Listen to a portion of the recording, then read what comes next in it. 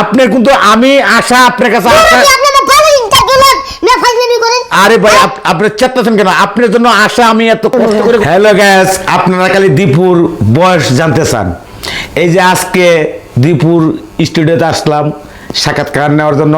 অবশ্যই দীপুর কিন্তু বয়স জানতে পারবেন। দীপু ভাই, আসলে সকলেই জানতে চায় আপনার বয়সটা কত, একটু যদি বলতেন। আসলে অনেকে আসে আমার ইন্টারভিউ নিতে, অনেকেই অনেক প্রশ্ন বলে, সেগুলোর উত্তর দিই। বাট আমার যে বয়সের যে বিষয়টা, সেটা আমি আজও পর্যন্ত হাইট রাখছি, কারণ এটা বিভিন্ন মানুষের একটা আকর্ষণ। যেমন সংক্ষেপে আমি একটা কথা বলতে চাই, অনেকেই কিন্তু সালমান শাহ, ভারতের সালমান শাহ, শাহরুখ খান বেডরুম কীরকম এটা কিন্তু তারা দেখতে চায়, কিন্তু কি দেখতে পায় না, কারণ পার্সোনাল দেখলে কিন্তু দেখা হয়ে গেল, এটা কিন্তু একটা আকর্ষণ। যেমন আমি নিজে সালমান খানের ফ্যান, শাহরুখ খানের ফ্যান। হ্যাঁ হ্যাঁ, এত সুন্দর, এত বলিউডের একটা মানে হ্যান্ডসাম হিরো। আচ্ছা, আপনার বয়সটা বলেন না। না না, আমি সংক্ষেপে বুঝাইতেছি। না, সবাই তো বয়সটা জানতেছে, আপনি অন্যদিকে যাচ্ছেন কেন? না না, আপনি অন্যদিকে যাচ্ছেন কেন? আপনি তো অন্যদিকে আপনি প্রশ্ন করেন না। আপনি শাহরুখ খান এখানে আসবেন কেন? মানুষের একটা আকর্ষণ থাকে যে জানার ইচ্ছা। আরে ভাই, আপনি বয়সটার ব্যাপারে একটু বলেন। শাহরুখ খানের রুম। আচ্ছা, আপনি শাহরুখ খান কথা, আপনার দর্শকরা আমার কাছে অনেকে প্রশ্ন করতেছে, আপনি সেটা শুনবেন। আরে বাবা, দর্শকরা বলতেছে যে আপনার বয়সটা কত, অনেকে এটা প্রশ্ন করে আমাদের ভিডিও। চাচ্ছি না, এটা আমার পার্সোনাল বিষয় না, আপনার পার্সোনাল বিষয় না, আপনি একজন, আপনার বয়সটা তো জানতে চায়।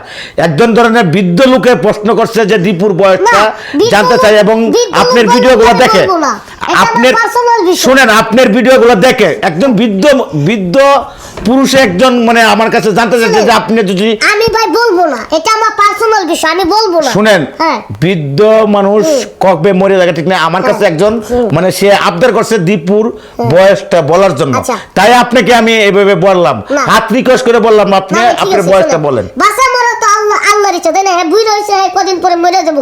হ্যাঁ, আমার বয়স শুনে যদি কবরের তলে যায় তাহলে লাভ হবো কি? হ্যাঁ, কি আমার বয়স নিয়ে যাবো? হ্যাঁ, নিয়ে যাবো আমল, হ্যাঁ নিয়ে যাবো নামাজ, সবকিছু না। তারপর তার খুব আশা, আমি ফোনে বলবো, তার সাথে তার কন্ট্যাক্ট নাম্বার আমার ফোনে কথা কয়ে দেন, কিন্তু আমি যে পার্সোনাল বিষয় মনে করেন যে খুলে মেলে দিব তা কিন্তু না। না, এই উনার উসিলা, যে কোনো সবকিছু একটা উসিলা, একজনের উসিলা সবাই সকলে খাইতে পারে, তো উনার উসিলা সকলেই জানতে পারবে আপনার বয়সটার ব্যাপারে। এটা আমি আমার পার্সোনাল বিষয়টা আমি বলবো না, এটা মানুষের একটা আকর্ষণ। ও তাই, তাহলে আপনি কি বলতেছেন যে উনার নাম্বারটা দেওয়ার জন্য উনি পার্সোনাল ভাবে আপনার ওনার সাথে কথা বলবেন? আচ্ছা যাক, তবে আরেকটা কথা আরেকজন জানতে চাইছে, আপনি কি বিয়ে শাদী করবেন নাকি? বিয়ের ব্যাপারটা নিয়ে একটু বলেন। আমি এখন বিয়ে করব না, কারণ এখন আমি স্টাডি করতেছি, পাশাপাশি আমি আমার কাজ নিয়ে ব্যস্ত। যখন আমি করব তখন আমি সারা মিডিয়া প্রচার করে দিব। আচ্ছা, না আপনারা কিন্তু মানুষের কিন্তু প্রশ্ন করতেছে আপনারা, ঠিক আছে, বিয়ে কি করবেন নাকি এই শীতে? আরে বাবা, এই শীত হইলো। আর একটু বয়সটার ব্যাপারে বললেন, একটু বয়সটা প্লিজ, একটু বয়সটার ব্যাপারে বলেন। আপনি কোন ধরনের কথা? আপনি কি আমার ইন্টারভিউ দিতেছেন নাকি আপনি আমার সাথে ঝগড়া করতে আসছেন? না, এই দুইটা জিনিসই আপনার। না না, শুনেন প্লিজ, আপনি শুনেন, এটা মানুষে আমার কাছে বারবার প্রশ্ন করতেছে, ঠিক আছে? এবং শুনেন, আপনার রাগ করেন না, আপনি শুনেন না, আপনার বয়সটার ব্যাপারে একটু বলেন, আর বিয়ের ব্যাপারটা, বিয়ে কি করবেন নাকি? আচ্ছা বুঝলাম ভাই, আমি আপনার সব প্রশ্নের উত্তর দিলাম, আপনার এই দুইটা প্রশ্নের উত্তর তো আমি এখনো দিতেছি না। আপনার কিন্তু আমি আশা আপনার কাছে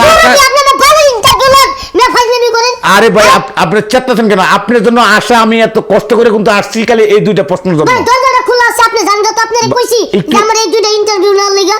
প্লিজ একটু বসেন, একটু বসেন, মাথা গরম। ক্ষুধা লাগছে, তাহলে আপনি খাওয়াবে, আপনি খাই, আপনি মাইক টেক নিয়ে চলে যান। আপনি একটু খালি এই বলেন, তাহলে আমি চলে যাব। ক্যামেরা বন্ধ করো। শুনেন, ক্যামেরা আমার, ঠিক ক্যামেরা বন্ধ করেন না, ঠিক আছে? ওইটা মানুষের জানতে চাইছে, আপনি বলেন। আপনারা তো সবাই ভদ্র মানুষ জানে, ঠিক আছে? আপনি এমন ব্যবহার করতেছেন কেন? আপনি ইন্টারভিউ নিতে আসছে, আপনি এমন ব্যবহার করতেছেন কেন?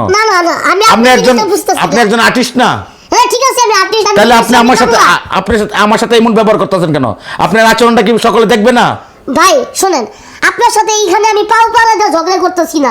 আপনি আমারে 10টা প্রশ্ন করছেন, আমি 10টা। এই যে আমার ক্যামেরা বন্ধ করে দিতে চাইতেছেন, আপনি বের করে দিতেছেন, আপনি সিকিউরিটি গার্ডে ডাকতেছেন কেন রে ভাই? না ভাই, বিষয়টা শুনেন, আমার মাথায় প্রচুর চাপ আছে।